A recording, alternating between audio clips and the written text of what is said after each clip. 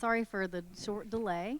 I'm Professor Carrie Fioramonti. I teach biology here at Gulf Coast State College, and this is our 13th year running citizen science seminars here in partnership with Baywatch. We have a really special presentation for you guys today. We actually even have kind of like show and tell a little bit with some really cool marine artifacts. So I'd like to introduce to you guys today Miss Lauren Albrittain, excuse me. And she is one of our stranding coordinators at Gulf World Marine Institute. And so this is right out here on Panama City Beach. They do some amazing work. This is the Marine Institute. I want to just make sure to differentiate that from the Marine Park, which is wonderful. But the Marine Institute actually does a lot of wonderful rehab work and marine conservation. And this is one of the things that you guys will be learning about today here in Lauren's presentation. And so I'm going to go ahead and hand it over to Lauren. If you guys have any questions, if you will just reserve them until the end. Also, if you're out there in Zoom land, you can type them into the chat, and I'll be sure to share them with Lauren. Yep. And with that, I'll let you take it away, Lauren. Thank you. Yeah, no problem. Is my microphone working? So, I mean, I know you guys can hear me pretty well, so we're just going to go ahead and go. I can hear it. Yeah. Oh, you can hear the actual microphone. Perfect. Cool. And then last question, does it matter where I stand?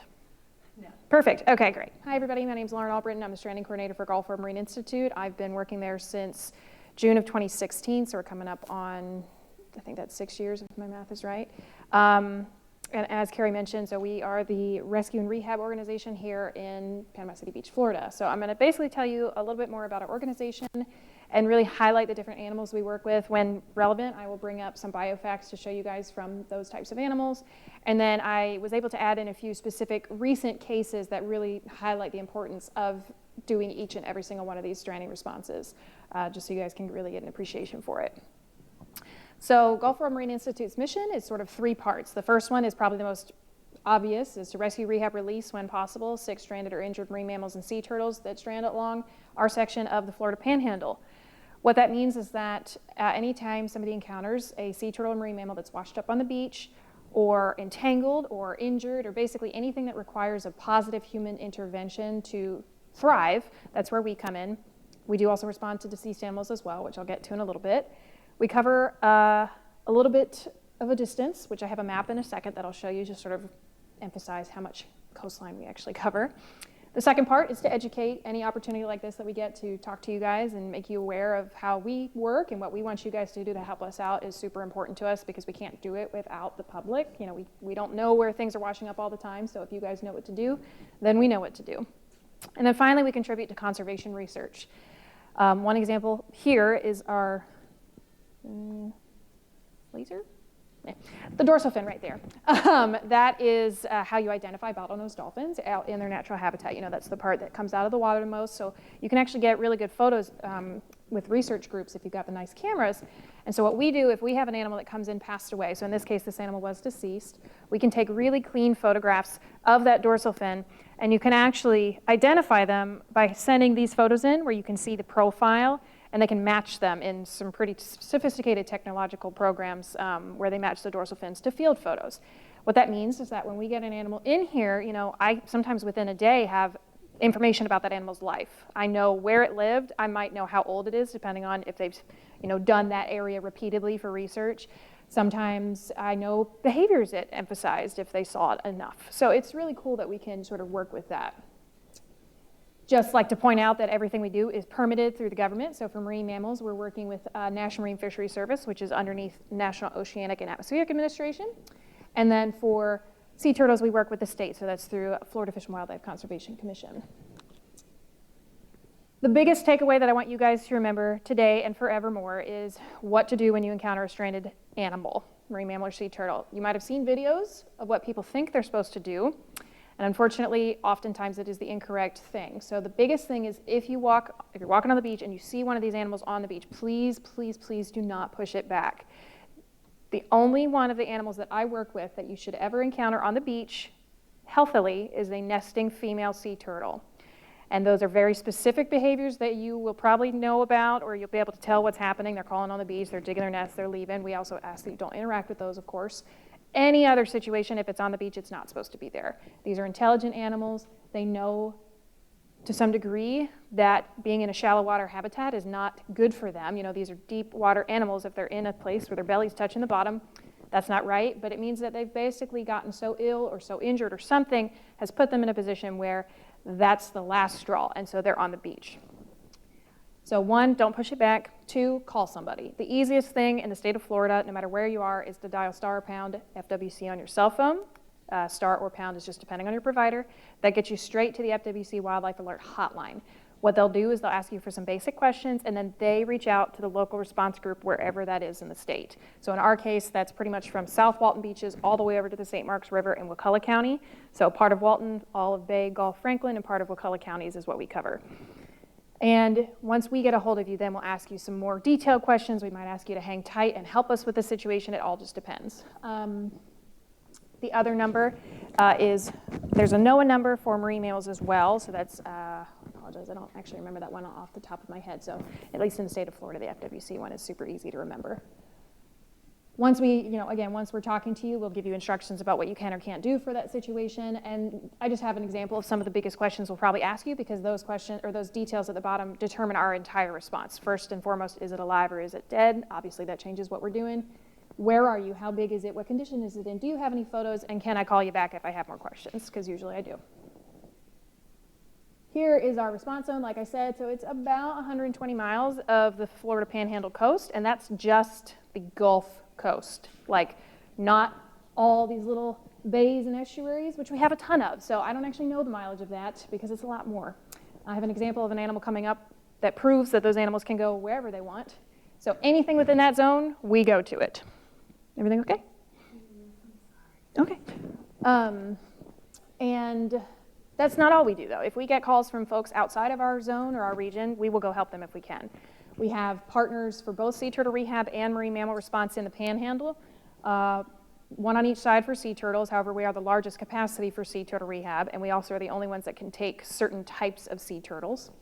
And I'll get to that in a minute. And then for marine mammals, there's one other response group to our west that we can assist with their responses for various situations as well. Boop. Boop. What happened?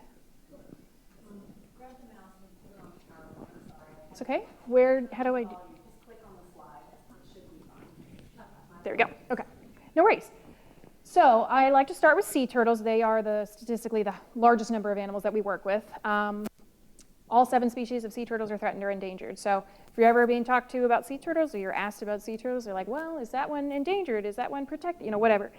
They're all protected. The status changes based on the species and your location. We deal with a lot. So one species that we work with is the Kemp's-Ridley sea turtle. If you guys follow us on social media or you see us on the news, you might have heard of some of these guys. They are the ones who actually get flown down from Cape Cod every winter, some of them. We can also get them locally stranded. This right here is a Kemp's-Ridley carapace. One unique thing about them is that when they're fully grown, they're actually round. So you can see this guy is fairly wide. That's not normal for a sea turtle carapace. He is not fully grown yet. However, they are the smallest sea turtle species that we interact with. So this one's pretty close to being an adult. And then they like to stay sort of that sandy brown, muddy brown color. They've got very sharp beaks and hooks. These guys do eat crustaceans and hard-shelled critters on the bottom. And they are sort of an underappreciated sea turtle species, I think. They are truly a Gulf of Mexico sea turtle species. Their primary nesting habitat is along the Mexican-Texas coast. And that's part of why they are critically endangered, because historically those beaches were not protected and their eggs were not protected. We're working on that now, nesting groups between the two locations, Mexico and Texas government. They're all trying to protect those nests in order to bring these animals back. And I tell you, during the winter, with the numbers that we get, you would have no idea that they're critically endangered. Next, we have the Loggerhead sea turtle. We get all sizes of them. Over there, we've got Sherlock, who came in the size of my hand. He's what's called a washback. That means he was a hatchling. He hatched, he went out, for whatever reason, got sick, and was pushed back. And part of the reason that we know he made his way out a little bit off the coast is because of all these little barnacles right there. Those are called gooseneck barnacles. Those are a pelagic barnacle species. We don't see those in animals that tend to hover right near the coast. All hatchlings do have to start out there, though. And then on the other hand, you've got Leo, our recent adult male loggerhead sea turtle, who weighed just under 250 pounds. So that's a really cool case that I actually emphasize him in a little bit. Here is a loggerhead sea turtle skull. So that is one of the more common sea turtle species that we deal with here. And part of the reason for that is that Florida is a very popular nesting location for loggerhead sea turtles. So we don't work with nesting sea turtles at the Institute, but because it puts them in the area, that means that we interact with them a lot. Just this morning, one was hooked at the pier that was brought to us. So that's just a normal day. And then, let's see. So they like to vary in color, but they could be that yellow, maroon, sort of brown color. They can be covered in barnacles, so depends on what color the barnacles and the algae are. They are called loggerheads because of that very large head compared to their body size. It's significantly larger than the other sea turtle species. And again, you can see a nice sort of triangular, I don't know what that was, sort of a triangular strong beak there to crush hard things, basically. That's where they're eating. If you ever want to know what something eats, look at its mouth, and it'll tell you a lot about it. So a little bit more about Leo. I mentioned he's an adult male loggerhead sea turtle. Looking at a sea turtle, just on the outside, it's actually very hard to tell the gender. You can only tell the gender when they're fully grown. And that's because mature sea turtles, their tail lengths will change based on if they're male or female. So male sea turtles will grow an actual long extended tail.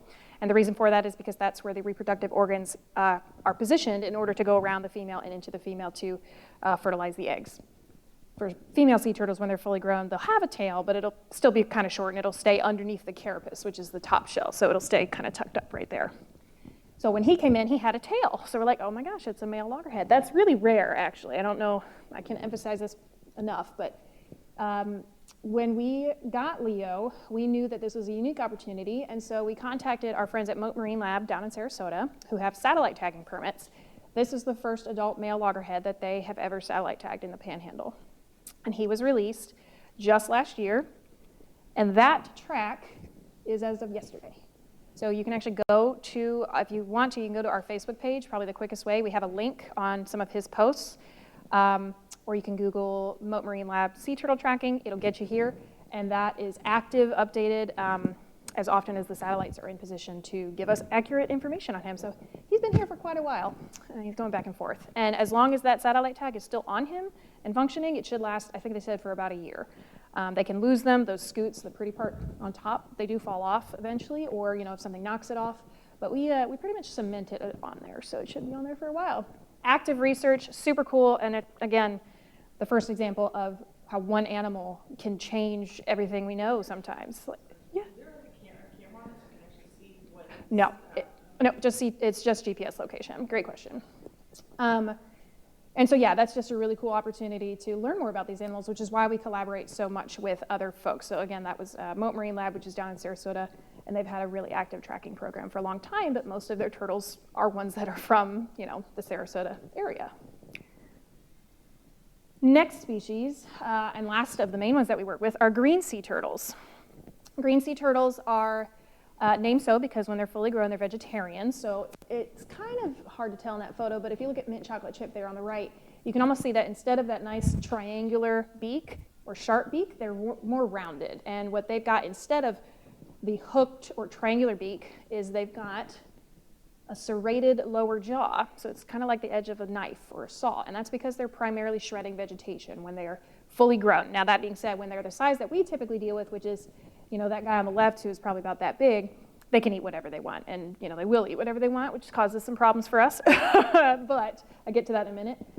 This is a green sea turtle carapace. One other cool thing about them is that I mentioned the Kemp's Ridley down here is almost fully grown. This guy, when fully grown, probably would reach the floor. So this turtle species would be about 300 pounds, much bigger than the Kemp's Ridley. We do see them locally, especially in St. Joseph Bay, and that is a perfect eating ground for them. And because of that, we see a lot of them during the winter sometimes, which again, I talk about.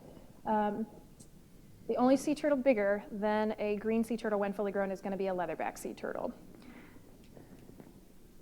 All right, switching gears, I'm going to talk more about sort of the issues that we deal with these patients. So clearly something's wrong with little Tiny here. Tiny is missing his right rear flipper. That flipper was actually, we were told it was entangled in kite string. And when he came to us, the flipper was unfortunately not able to be salvaged, and the best thing we could do for that animal was to remove it. totally okay. Well, not okay, but it's survivable. Sea turtles can definitely survive with just 3 flippers. So in his case, he healed up and was released. We have some more extreme cases. This is Kermit. Kermit was a loggerhead sea turtle brought to us from St. George Island State Park. And if you can look a little bit closer at his initial intake photo, you see the significant difference in size of those 2 flippers. That's not normal. That's because of the cinching of the gear. It's caused his tissue to sort of react and necrose, basically. It's dying tissue. And so he actually was entangled there around the neck and around the right front flipper, but thankfully the right front flipper was not nearly as badly entangled, so we were able to save that one. That's his gear. I don't have it with me, but the bag that it sits in is about this big. That on the right-hand side is him when he was recovering. So, you know, we did a successful amputation. Those take a long time for them to recover from because they have to remember how to swim and learn how to swim again. But once he was able to manage the water column well, which basically means get down and get up to breathe and consume food normally, he was cleared for release. So he was released. Again, 3 flipper turtles can survive and will survive.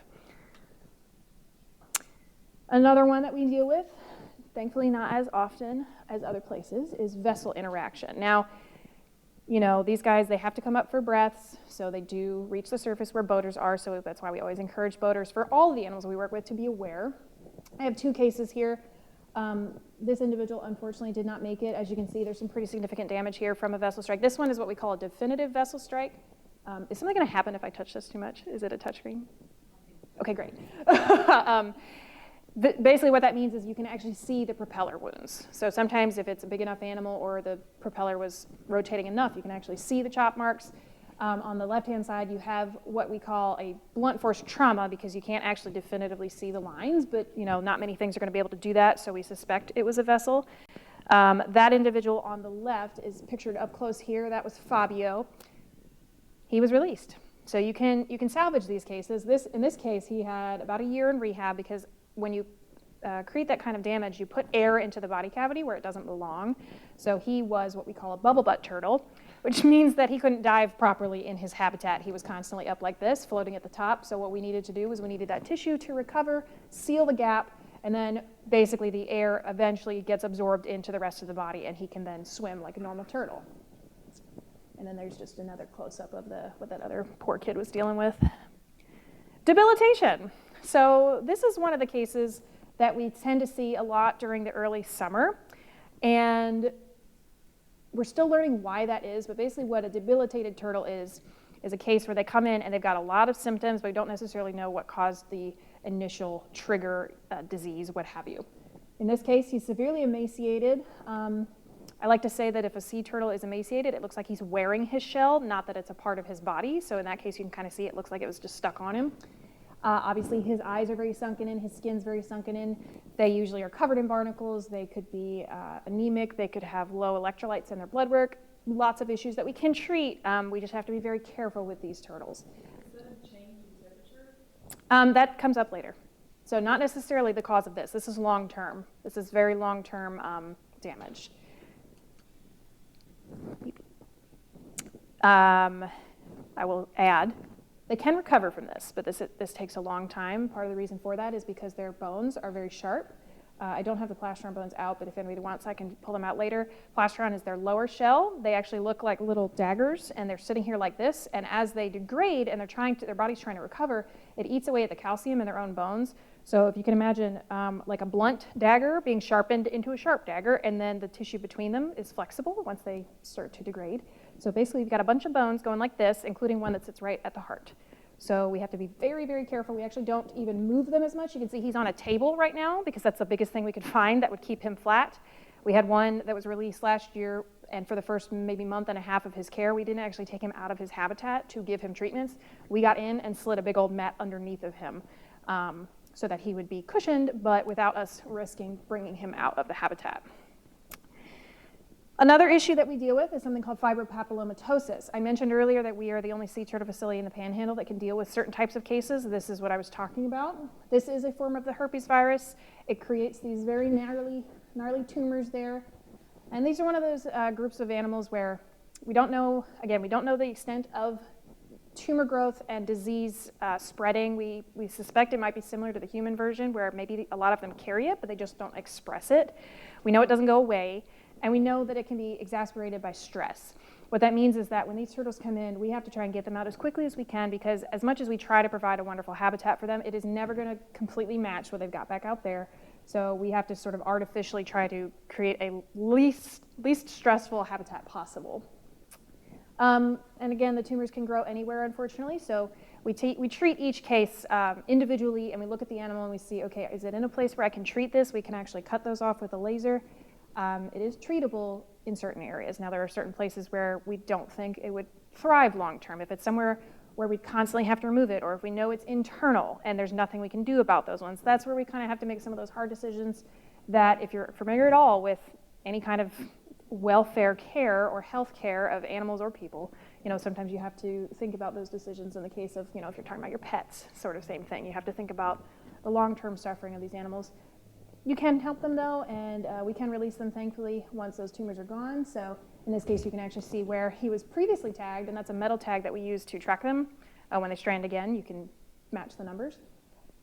The tumor grew around it, so we just cut the tumor off. He didn't have a tag anymore, but I'd rather that than keeping him back, so he was released. One thing that you guys might hear about, which I mentioned happened this morning, we get a lot of pier hook turtles. We love our relationship with the local piers. They know to let us know when somebody accidentally catches a turtle, excuse me. I mentioned earlier, you don't push back stranded animals. In the case of hooking, you don't cut the line. That's what we say. Don't cut the line. Wait till we get there, we get it, or wait till the pier management staff can get there. They get it in a net, or sometimes in the case of the city pier, they work really well with us to get the lifeguards out there. They get them on the net, on their boards. They bring them to us. And we can do radiographs right on site to determine if there's anything else going on. The individual this morning, thankfully, didn't have anything else internally, which is awesome.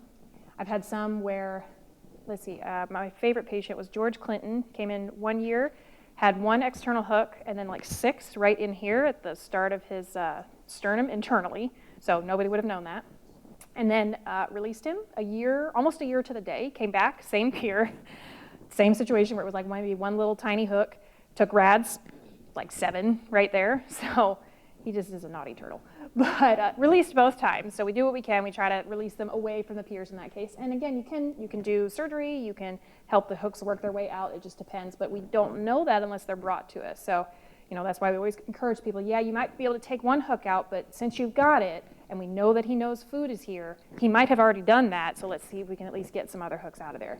Because unfortunately, like people want to think, they don't rust out. They rust into the turtle, and that's not great because that does cause issues later on. Oh, that's the one. Here's George. So you can see 1, 2, 3, 4, and then over here, 1, 2, 3, 4, 5, 6. Oh, there's one more down there. You can see the leader line down here. You can kind of tell there's a little line right there. So unfortunately, we can't see the fishing line, but anything metal we can see. Again, successfully rehabbed and released both times. That actually is his internal pit tag. So we chip them when we release them. So that's kind of cool. When they come back, you can actually see where the tag is still. So yeah, we try to send them away, and sometimes it works and sometimes it doesn't. You have patients that you don't really know what's going on. This is Benton. In the almost 6 years I've worked here, this is the only patient I've ever had that was deemed non-releasable. We don't know what caused that. When I mentioned earlier with Fabio, the example of where the air gets into the body cavity where it's not supposed to be, in his case, the air was where it was supposed to be. His lungs are just all the way back there. So when he would have air in his lungs, which is normal, he was still like this. So, it's possible, but again, we don't know. There's no recent trauma there to determine that. And then in his case, because we don't know how he's going to grow, he's always like this. Even the few times he could make it to the bottom, his rear end was still elevated. It was determined that in his case, the best chance for him to thrive, because he could still function, he could eat fine, he could swim his version of normal. He now lives in a facility in Kansas. So you mentioned the temperature changes, sudden temperature changes cause something called cold stunning. Cold stunning is where the location that the turtles are in significantly drops in temperature very quickly. I have photos here of 2 of our largest local cold stun events. These events happened in St. Joseph Bay. On your left, you've got 2010. On your right, you've got 2018. The 1,800 turtles were brought right to Gulf World Marine Institute. That was the biggest event we've dealt with. In this event, these are, for the most part, healthy turtles. You can kind of see in this photo here, I mentioned earlier that sea turtles, when they're not healthy, look like they're wearing their shell instead of part of it. That guy is part of his shell. He's a fat turtle. So fat turtles are fine, other than the fact that they're a little too cold, right? So these very good body condition turtles, we come in, we do a quick eye exam, in the sense that we give them a visual exam, I mean. We warm them up, and then we send them home. You can't really do blood work on 1,800 turtles at once, radiographs on 1,800 turtles. It's just, it's not good. It's not possible for time management's sake. So once these turtles are warmed up, their bodies start moving again, we send them on their merry way. In 2018, we had a similar event. The biggest difference was that in the 2010 event, you had lots of juvenile greens. That's what's all in that boat right there. In our most recent event, we had all sizes of all species, which meant that we bought every single Rubbermaid that every single Tractor Supply in Bay County had on stock. And now I have like 7 or 8 Rubbermaids for the big turtles, because we were getting adult female and male, actually didn't get too many males, but adult female animals that had to be in a bin by themselves because you couldn't put them in a bin with hundreds of other turtles. Let's see, do I have the video? Yes. Now if I just click, should it play? Is that how it works? Yes, there we go.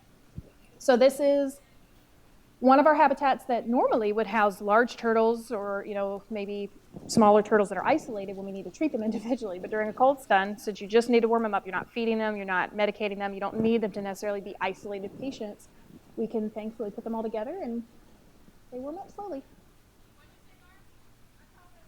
And these guys, this is sort of as they're starting to warm up, because you can see, hello, there's still a number of them that are on the bottom of their habitat. That's totally fine. We had people checking them all the time to make sure everybody was okay. The other reason I know this was early on is because once they start warming up, everything starts moving, right? The whole body, which includes your intestines. So once they started feeling better and everything's moving again, they started pooping again.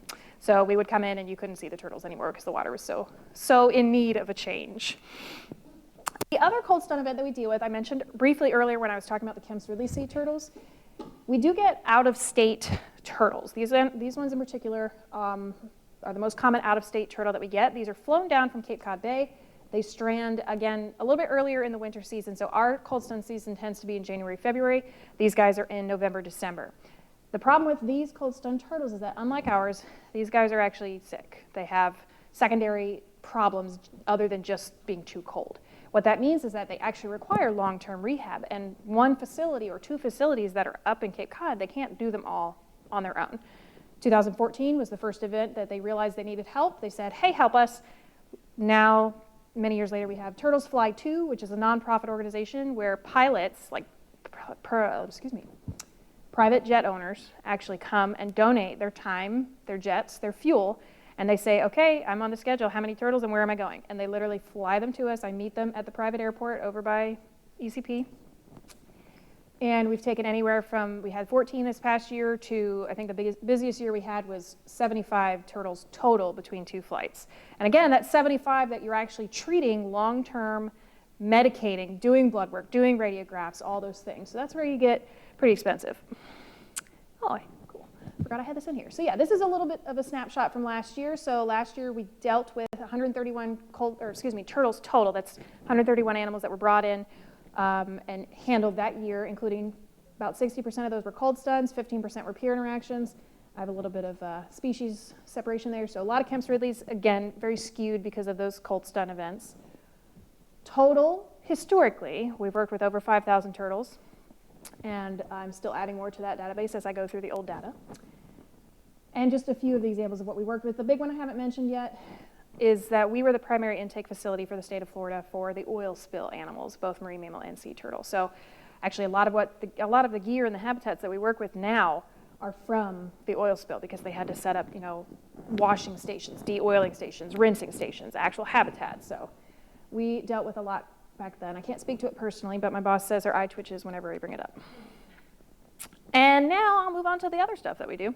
Marine mammals, what do we respond to? Everything and anything. I'm sorry, I should have said there's going to be pictures. I don't put too gross of stuff up here, but just be mindful that we do respond to deceased animals. These are just some of the cases that we've worked with recently. We go wherever we're needed. Let's see. That's on Tyndall Air Force Base. That's on Bay County. That one's over in Franklin County, I think. And I think that one's in, actually, that one might be Wakulla. This one's Franklin. These are some of the ones where we did whatever we did in the field. We can do field exams, field necropsies. Something like on the top left there, we can't learn as much from because it's very decomposed. We still want to know about it. We still want to learn what we can, but in that case, it might just be a few a few odds and ends information like length, sometimes gender, species, location, things like that. Somebody like this, you can learn a little bit about. Obviously, he's been preyed upon there. Those are some shark bites. Hard to tell if it was pre or post-mortem. In that case, it's most likely post-mortem. They do go after carcasses. It's easy food. And then, let's see what else I got up here. But, you know, we don't always respond to deceased ones. We do have some, I'll say, happier stories.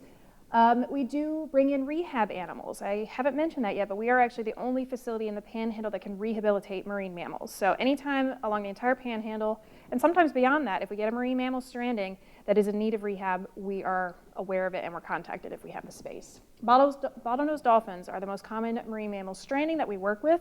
They do make good rehab candidates as a species. Some species in general just don't make good rehab candidates for various reasons, but these guys can, if they can make it to rehab, they can sometimes do well. I say sometimes. Marine mammals stats for surviving rehab is unfortunately very low.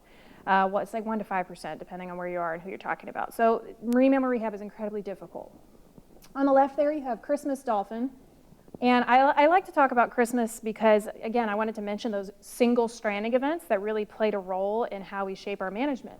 So on the left there, Christmas, stranded around Christmas, and his stranding was, he was out of habitat. What that means, he was somewhere stuck that he shouldn't have normally been, probably, I think in his case it was in a bay or bayou somewhere where he had swum over a barrier when the water level was significantly higher, but as the water dropped, he was stuck and couldn't get out.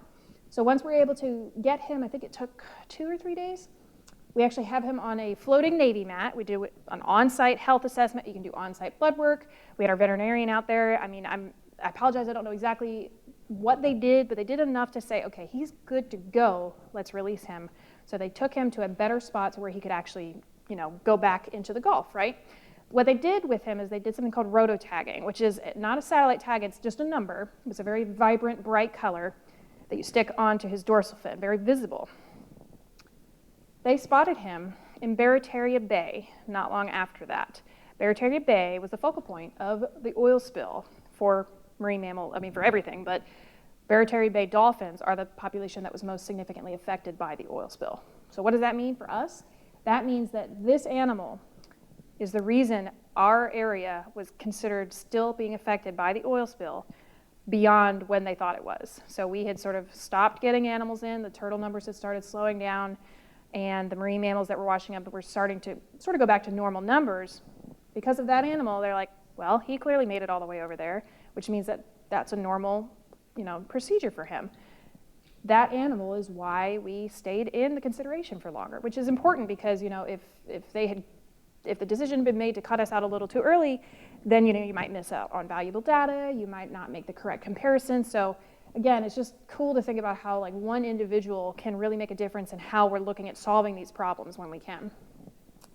On the other side, you've got animals that they are successful rehabs, which Jax was, but his end story was a little bit different. So Jax was a young animal that was found up a freshwater system over near Jacksonville. That's where his name came from.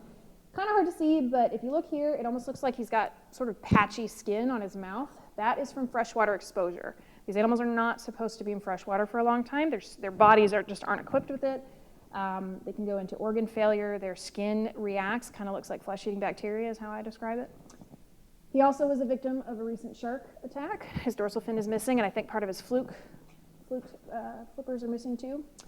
And in his case, once he completed rehab, due to his age and suspected less likely survivability. Basically, that means that when we had to rehab him, we had to feed him a certain way.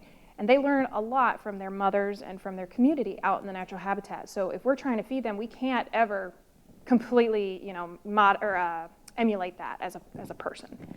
So he was deemed non-releasable. All those decisions about releasable and non-releasable, while we do provide our feedback to the governing bodies, those decisions are made by the experts in the field. You know, in his case, we might have talked to other people who've dealt with animals of his age or shark bite victims or freshwater victims, you know, things like that.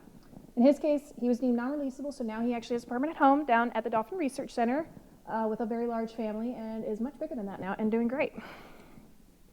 Samaria is our most recent local bottlenose dolphin rehab, similar in that she was very young when she stranded. If you're familiar at all with looking at dolphins, or you've looked at enough photos, on the left there, that's a regular pool noodle, so that's a pretty tiny animal. We think she was about a year old. She's stranded after Hurricane Nate in 2017. And again, she was young enough that the way we had to feed her, she hadn't learned on her own yet. And that just meant that in her case, she was deemed non-releasable, but now she has a permanent home here at my partner facility, Gulf War Marine Park. The other thing that we have to do whenever we're considering releasing, let me go back, I'll talk about it later to further add on to it, but we have to do a hearing test for these guys. If you're familiar with how they search for food out in the natural habitat, it's called echolocation, right? They have to be able to hear the vibrations and the sounds that are coming back to them, and because she had partial hearing loss, that also meant she was not considered a candidate for release. I talk about a few more examples of that later on. I mentioned out-of-habitat animals and the importance of single animals. This is our most recent unique case. We were watching Willy for about a month. This past, I've already forgotten if it's February or March. If you're familiar with Hitchka, he was 7 miles up a creek in Hitchka for about a month. Not normal, fresh water, salinity was 0. We want it to be 35. So what we had to do with him is we had to basically try to figure out a way to encourage him down the system, because in his case, he wasn't actually trapped, he just thought he was. Because there was a lot of Hurricane Michael debris still left in that creek, actually. We tried a few herding attempts, which is very unusual for most normal strandings. Herding is not a good option for a lot of cases, but in his case, he could get out. We just had to give him a nudge the right way. And as we were pulling things, as we were moving the gear down, we would actually pull trees up as we were going, like full trees that had just been left in the creek. So I like to bring him up. He is happily now back in East Bay where he belongs. We know he belongs there because that dorsal fin photo right there, the lighting worked out great. You can see the profile of it. Sent that in along with probably 400 others to our dolphin matching group. And with that and some photos of his sides, we got a few other scars. We were able to actually confirm that this animal was a research animal subject from when they did a survey in St. Andrews Bay back in 2015. So because of his dorsal fin, I said, hey, is this an animal you guys know? Tell me more. And actually, a fun anecdote is that he's very small. We didn't ever get a full actual length on him because we never actually had hands on him, but he seemed fairly small when we would get close on like paddle boards and kayaks to try and figure out what we could do for him. We thought there was no way he could be more than 2 years old, 2 years max. And so we send the dorsal fin in, we send in a few more scars, and they finally confirmed. They're like, no, he's at least been around since 2015. I'm like, well, he's a tiny little runty animal. And so we were able to see his most recent sightings back in 2015 were all in East Bay. So that also lent to what would have been our decision for if we did ever capture him, if we were trying to figure out a release location. It's like, okay, well, where do we go? Well, he's an East Bay animal. He just got a little confused one day. Maybe noise sent him up there, you don't really know. But again, that's a really cool case where using that photo ID matching and collaborating with all these other research organizations, we were able to say, like, I know more about this animal now. It's however many years later that is, and he's still basically living in East Bay, which they do. I mentioned hearing tests. This is a group of animals where that comes in pretty often. So rough-toothed dolphins are an animal, they're an offshore species that we see strand here fairly regularly compared to some of the other offshores. And for the most part, they all have hearing loss of some kind. So Gulf War Marine Park has a population of 4 female rough-toothed dolphins, one of which is Dagny there on the left. Dagny was stranded after Hurricane Michael, but over in Biloxi. So she started her rehab with the Institute for Marine Mammal Studies in Mississippi, and then transferred to Gulf War Marine Institute because at the time, Gulf War Marine Park was the only facility that had roughtooths in their care. So we were kind of the roughtoothed experts at the time. And then we finished her rehab, we transferred her to the park proper, and then 2 weeks later, Rex stranded. And for the record, marine mammal rehab is 24/7 for the most part. Like, you're there, making sure they can swim, feeding them at all hours. So it's very, very energy non-efficient. What's the word I'm looking for? You spend a lot of energy with these animals. So we had about a 2-week gap where we could catch up on some sleep. And then Rex stranded on St. George Island after a pretty significant weather event, not a full hurricane or anything, but the waves were really rough. A lot of people did what we asked not to do, and they tried to push him back. The only reason he didn't go all the way back out is because the waves were so rough that he kept rolling back. So we got out there, And from the outside, he looked healthy, but that's why we're like, you know what? He's up here for a reason. Let's take him back. He had nothing in his stomach, and all he had eaten, all he had eaten recently were some marine sponges. Not a normal food for them, no nutrients there. And so we did his rehab. He's a little bit older, so we were kind of excited. We were hopeful. Did his hearing test, totally deaf.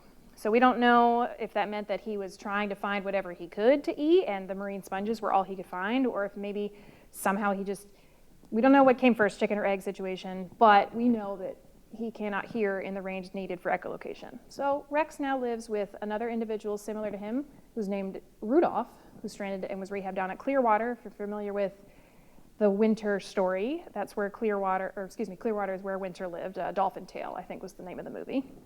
And so now Rex lives with Rudy.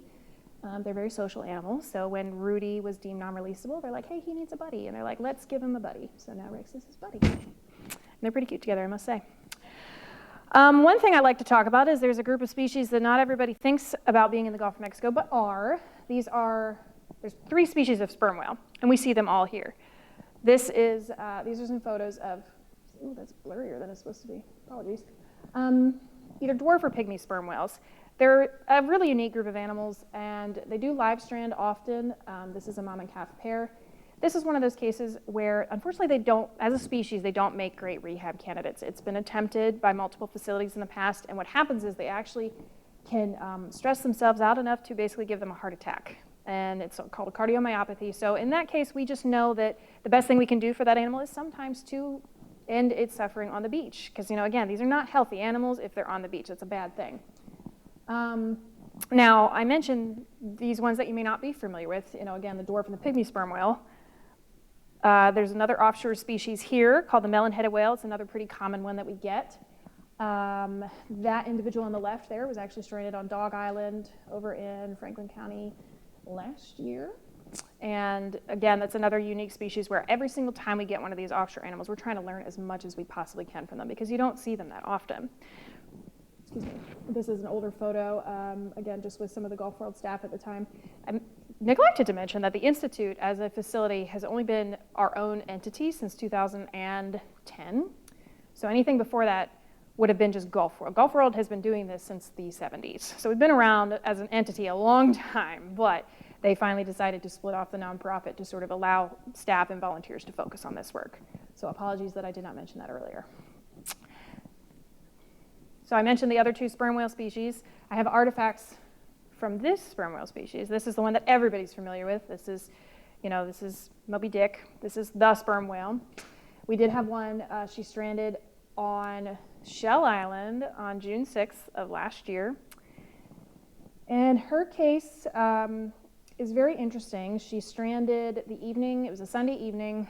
We got out there first thing Monday morning because it's not a safe thing to go out to respond to a live large whale when it's dark. There was no safe way we could have gotten out there to do anything for her other than get photos. And thankfully, the caller did provide excellent footage, which helped us a lot in making our plan. We are very close with some of the turtle folks on Tyndall Air Force Base. So first thing the next morning, she ran out there, like as the sun was coming up, to see what had happened. And she had passed away overnight. With large whales, there is no rehab option. So in the case of a large whale stranding, the best thing you can do is try to put them out of their suffering as soon as possible. So in her case, it is unfortunate that she had to go on her own, but at least she wasn't suffering for too long. Now, this is something that's a very important, it's an important thing for us to learn from. This female was the 3rd sperm whale in about 6 months in the Gulf of Mexico. There was one in South Florida and there's one in Alabama the Thanksgiving prior in Mobile Bay, swimming around in the bay for a week.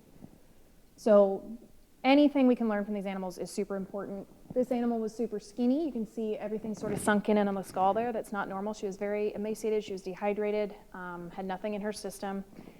We are still trying to learn more about this animal. I use her as an example because you don't always get the final answer. We can take as many samples as we want, and we took a lot of samples from her. We were able to because we were able to get a good team there immediately. So 2 days after she stranded, we had a full necropsy on Tyndall Air Force Base. When you can do that, it's super amazing. You can't always do that. And sometimes even when you can, we can have all the samples in the world, but if we don't know what to test for, we test for all the standard things, and if they come back negative, we still may never know. So in her case, we know she was dealing with something. We know she was suffering, but we are still sending samples out to try and figure out what happened. And that's been almost a year, and that's normal for anything, really, for cetaceans when you're sending out samples. You know, we have to send them to labs that are dealing with samples being sent from all over the country. A lot of people, for maybe a month or two after this, were asking us, well, what happened? What happened? I said, I wish I could tell you. I may not know for a long time. Over there are her mandible bones. So those are actually from this animal. When situations like this happen, we know they're unfortunate, but in addition to learning about them for the sake of management, like trying to figure out what happened to her, we love to do this, to bring them to you guys, to help you appreciate more about them, seeing, touching things. I mean, I know it helped me when I was a kid, want to learn more about them and to really appreciate them. And since you can't actually go and see these guys up close very easily, we like to bring bones. One unique thing about sperm whales that I like to mention, I don't think they identified our female, but they can actually take pictures of that fluke there. This is the photo they're trying to get right now, is the profile, because field researchers can identify them by comparing those photos. So it's the same thing as the dorsal fin of the bottlenose dolphin.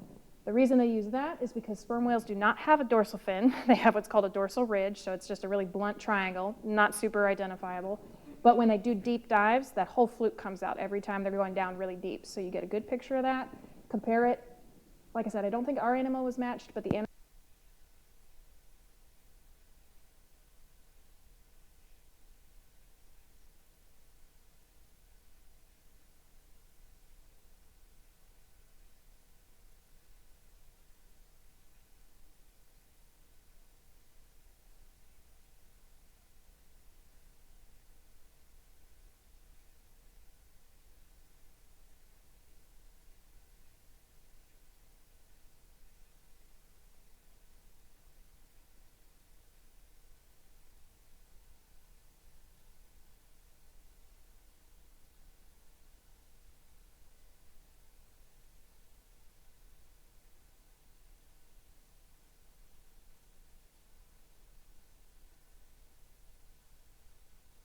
Cool. Can you guys hear me? I mean, I'm a loud talker, but I'll use this. Excellent. Okay. I like to put this photo up here just to really emphasize again that we can't do this alone, especially when it's a large animal or a unique situation. So these are all the teams that assisted with this response, and that's tons of facilities throughout the Gulf Coast of Florida and Alabama. And I think we invited Louisiana and Mississippi as well, but they weren't able to make it. So we're just happy that these folks were able to make it. Last year's stranding, so 25 total. That's fairly average for what we've seen the last 5 years. It's all variable. We've had some years where we had maybe 10, but then we've had others where you have over 35. That's, again, pretty normal for us. Last year we had 4 live strandings, 1 rehab case. That was, I believe that was a neonatal bottlenose dolphin, so a baby bottlenose dolphin that unfortunately did not make it. We had 3 offshore species, including that sperm whale, melon-headed whale, and then I think we had a pygmy sperm whale as well. In the last 5 years, we've had about 104 marine mammal strandings. That's the ones that we were the primary responders on. That's not including any that we assisted on, which we do maybe 2 to 5 of those a year. So it's about 21 a year, and I can say that that number now is 6 for this year. I gave this presentation a few months ago, so a little updating. Manatees, we were talking about manatees earlier. So we do assist with manatee responses. FWC manages them. Here you have images of a mom and calf pair. There is a calf right there. They are over in Perry, Florida. They're on a section of watershed management land, so nobody's actually out there. And this is 3 weeks after Hurricane Hermine. So what that means is that these animals were probably swimming around the area while the water was still high enough that it was flooding the land. And as it recessed, eventually they got stuck. This is a section of roadway, actually, that they are on. Manatees are very tough cookies. They are used to living in habitats that are tidally fluctuating. What that means is that where they normally eat are places where the tide can go down. So they actually are equipped pretty well to get stuck. It just means they end up in lots of weird places like golf course ponds and retention ponds for power plants and other things like that. So FWC definitely runs around a lot, especially after hurricanes, trying to find all these kiddos and get them back. In this pair's case, again, you've got a lot of people helping and a lot of heavy equipment as well. Dang it. Well, that is supposed to be a video, but it seems like it doesn't want to play. That's the calf. I put it up there because after a few seconds she starts to sort of walk herself away because she's actually feeling okay. We were able to release mom and calf on site, except in the correct waterway, not the flooded road, that same day, which is awesome. And they did have, mom had a tag. So for manatees, it's a satellite tag, and it goes around, it's like a ring that goes around their paddle, which is that back tail, and then it floats on a buoy. So if you're ever, especially down in South Florida, if you ever see a lot of manatees and you see what looks like a little buoy attached to them and following them, good chance it's actually supposed to be there. Never a bad idea to let somebody know, though, just in case, because we don't want any entangled manatees. Volunteers. I like to shout out the people that really let me do what I can do. We have more than this. I actually just admitted about 10 new volunteers the last few weeks. Over 12,000 hours worked since 2016, 1,300 hours last year up to September. And if you think about all the stuff we've done since then, that number is much higher. I can't thank them enough for what they do. As a facility, so the Institute, I'm the only full-time staff member. And then I have my supervisor who is part-time because she also works part-time with the Turtle Watch, so the nesting folks during the summer.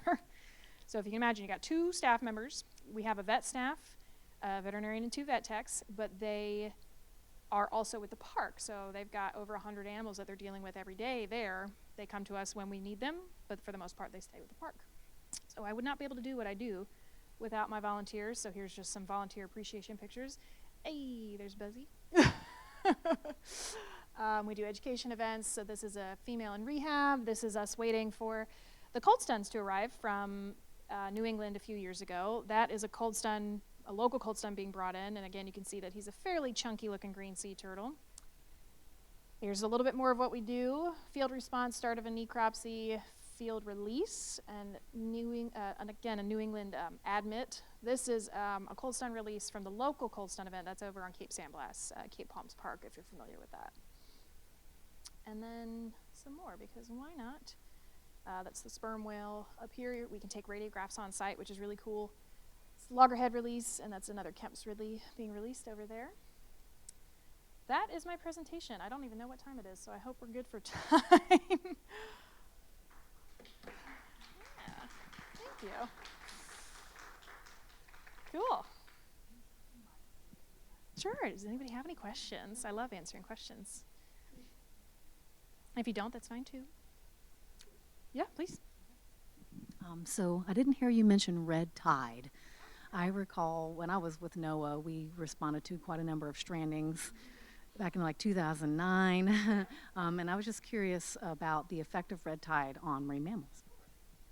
So that's a great question. So red tide does affect the animals that we work with. It kind of goes in stages, so the severity of the event determines who you're responding to. We typically see sea turtles first, but then if you're getting to the point where you're seeing sea turtles, you will start seeing marine mammals as well. And South Florida has had many bad events, or actually I think they've had a continual event last year maybe that lasted for over a year, and they're talking hundreds of sea turtles, multiple marine mammals. And I'll apologize to you because I'm not as familiar with the red tide strandings as a lot of people. So I worked with a few when I was down in South Florida, but I haven't had to do too many since I moved here. We think Leo, the adult male loggerhead, there was a chance he might have been a red tide case. I believe we had a short event last year. We had one sea turtle come in who we think was definitely red tide the same weekend that Leo did. So it might be that he was just slightly weakened by the red tide concerns. In the case of sea turtles, it can cause a lot of issues. One of the biggest things we noticed from the patient that did pass away was neurologic behavior, which just means maybe some head movements that aren't normal. That's the case of marine mammals as well. And with red tide, if you can get to them when they're live, you can successfully rehab these animals sometimes. I know Marine Lab did a red tide dolphin not that long ago that was successfully rehabilitated. If you're familiar with any of the news clips, though, of red tide, unfortunately, because it is, it's a normal offshore phenomenon, but it's when the conditions are right that it's brought closer to the coast that it causes an issue for us. So it happens every year. We know it's out there. It just depends on the conditions to make it a stronger or a weaker year. And what that means is that if these animals are encountering it, whether it's through their food, like if the fish are affected by red tide, that means these animals are eating those fish, whether it's the inhalation. And I'll be honest, I don't know enough to know if it is one way, which one's worse for at least the marine mammals, because marine mammals and sea turtles both are air-breathing animals, so I'm sure inhalation is a problem. I imagine the feeding is also an issue as well. So it is something we're mindful of, and if the event gets severe, we are we're always aware of it, but we're very aware if it gets severe because we might have to do a mass response, basically. One unique thing marine mammals deal with is something called an unusual mortality event. That's a significant die-off of marine mammals that we don't know why they're dying off. Red tide is actually not one of those, and that's something that a lot of people don't realize because we know what's causing it. But in the case of, let's see, we had one this 2 or 3 years ago, I think it was 2019, we had a lot of animals washing up with freshwater lesions. I mentioned earlier that they're not supposed to be in low salinity water. These were Gulf dolphins that were covered in freshwater lesions. So we realized, okay, well, clearly the salinity's down. And we determined after about a year that it was unexpected because there was significant freshwater flux down from the tributaries and estuaries that led to the northern Gulf. So there was so much of it that it actually caused a mass die-off of dolphins. Yes, that was a long answer to your red tide question. Any other questions? Yeah. Do I bring other ones? Yeah, it's fine. Do you ever deal with any pinnipeds? That's a great question. We don't, and the reason for that is because those animals are not naturally found in the Gulf of Mexico. So the question was, do we deal with pinnipeds? Those are your seals, sea lions, and walrus. Gulf World has some permanent residents, many of which were stranded animals over in California, but the water here is too warm for them. Great question. I'm curious about the stranding. So is the reason people shouldn't push them back because whatever it caused them to strand, they can't survive if you push them back? Or is it because you just want to make sure that they don't have something they can't survive? Does that make sense? Yes, the great question. So the question was basically, why is it advised to not push them back if they strand? So you're kind of right in both counts. So especially for marine mammals, again, these are animals that in their natural habitat, they do not show weakness. They can't show weakness because that means that they become easier prey for predators, right? If they put themselves in a situation where they are close enough to the shore where they could wash up or they do wash up, whether it's because they're so weak that they have just, they're not putting those protective instincts first, they've ended up in this really shallow water, and then maybe a harsh weather event pushed them up, or maybe they are just tired and they wanted to rest themselves, It means that the chances of survivability are significantly lower because they're there. So if they get pushed back without somebody to look at them, an expert to look at them and say, okay, what's actually going on with you? Did you end up here for a reason, or was this just an accident? I won't say that it never happens, because we do actually have some species, one in particular called pilot whales. The reason they're called pilot whales is because you'll have one animal or two animals that are sick, and everybody follows them. So you do get pilot whales that end up in bad places for a few animals in their group, and they can mass strand that way, and I'm talking in the hundreds sometimes. But those are kind of unique situations, but if it's single animals or two animals or something, it does mean that one, they're much, much, much less likely to survive, and then two, we want to be able to say, okay, well, we've done everything we can for this animal, it's here, we don't get our hands on these animals when they're sick out there, so this is our time to try and do the best we can by them. Does that answer your question? Okay.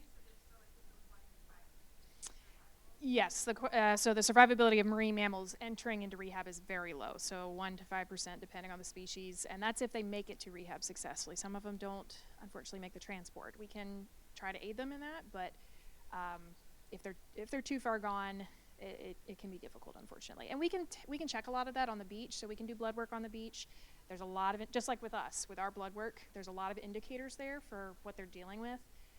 We can do that. We can look at their body condition. It's very clear if an animal's emaciated right off the bat, if they've got significant injuries that we don't know that we'll be able to help. So we go out there with an open mind every time, but we do always have the ability to do whatever we need to do to help that animal.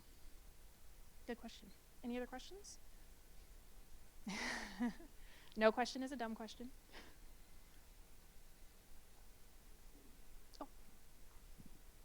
I say think I could be loud enough. Okay, well here, I'll just hover. The turtle you mentioned that has the reproductive organ in their tail, is that, you said it's always exposed and it's long? Great question. So the question was basically about male sea turtles and their reproductive organs. So the organ itself is not always exposed, but the way they mate is, so the males will actually, there's two things that change on them. One is their front claws, so they do actually have 5 digits in those front flippers. These two will grow claws, and that's true for males and females. But the males, they become significantly hooked. And the reason for that is when they mate, they actually go on top of the female, and they use those to hold on.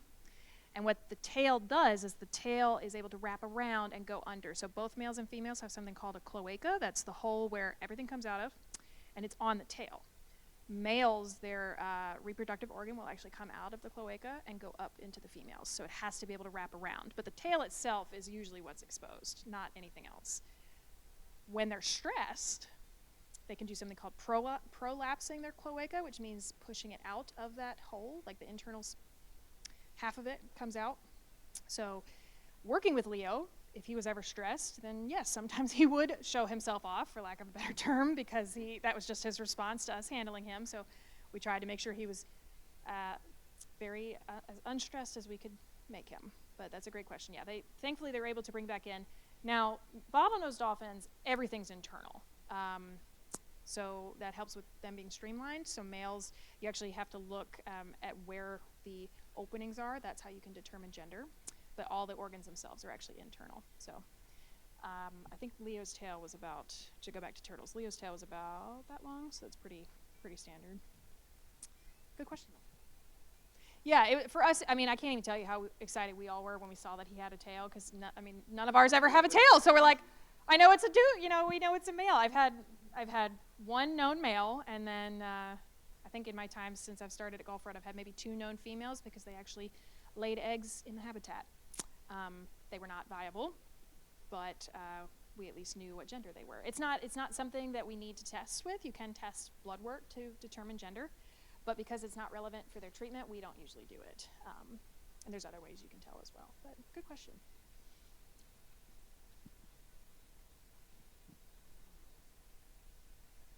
So you do a lot of necropsies. This is probably a weird question, No, but never. have you ever seen like a whale or dolphin pelvis bone? Yes, I have seen a whale or dolphin pelvis bone. Well, they have, what are they called? It's not true pelvic bones. So it is what's left of them. Vestigial, thank you. So it's, I guess to technically answer your question, no, I have never seen their pelvis bone because it's no longer a pelvis bone. But they have 2 vestigial bones right here that are all that's left of that. And again, that's because these guys came from land, so they had 4 appendages. So as they lost those, the word vestigial just means no longer in use or no longer needed, basically. Hopefully I said that right. And in their case, so it's 2 little bones right down there. And it's not necessary that we find them, but I admittedly very much enjoy necropsies. I feel like they're a great learning opportunity, so I try to find them when I can. That's a cool question. I haven't gotten that one before. Yeah. We have one more about just out of curiosity, when a dolphin gets stranded, is there anything that the person waiting for you can do, like wet towels or water on them or anything like that? Perfect question. So the question was, what can the public do while they're waiting for us to arrive?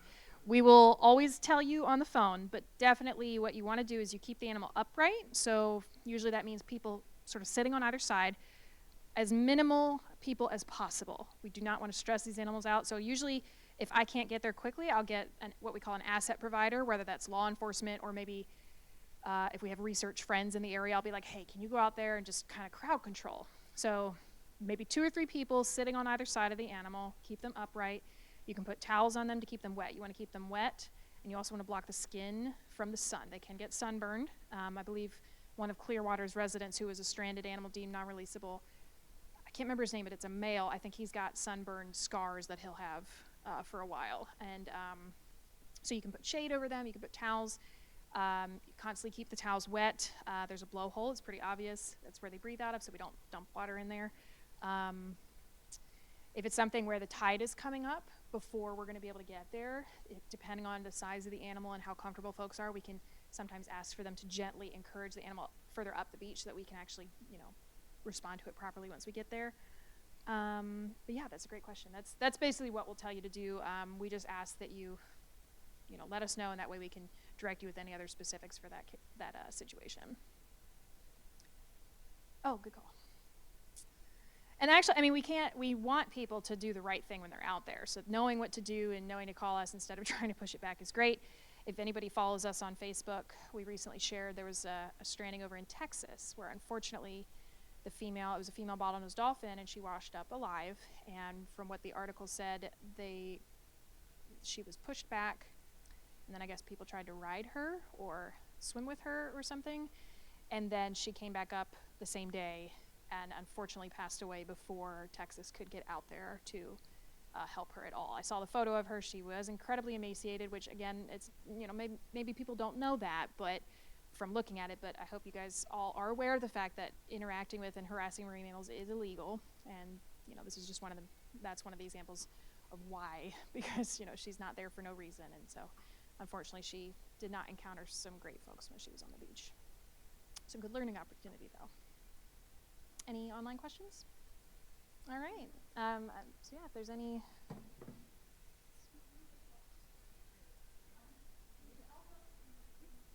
Sea turtle carapace, it looked distorted. Is there a reason why maybe? Oh yeah, great question. So the question was, why is the green sea turtle carapace distorted? And my answer is I don't actually know. This is a piece that we actually have on loan from FWC, and it either stranded like this, or it might have been a storage issue. So this one was treated with some sort of lacquer material to make it shiny and stay pristine. So that right there could have been a storage thing, or maybe that's how the animal was. I don't actually know. It's a great question.